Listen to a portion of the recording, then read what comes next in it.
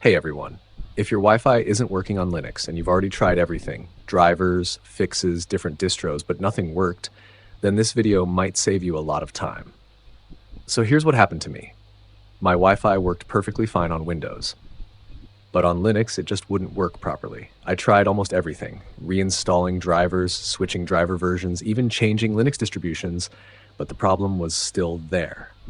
At one point I thought maybe this isn't a software issue. So I opened up my laptop to clean it, and that's when I noticed something unexpected.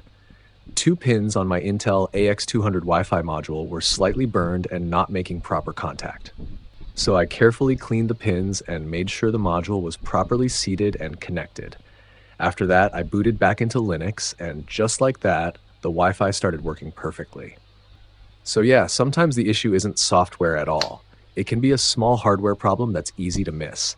If you're facing a similar issue, it's definitely worth checking your Wi-Fi module and its connections. Just be careful while opening your laptop. Hope this helps you out. If it did, drop a like and subscribe for more real fixes like this. See you in the next one.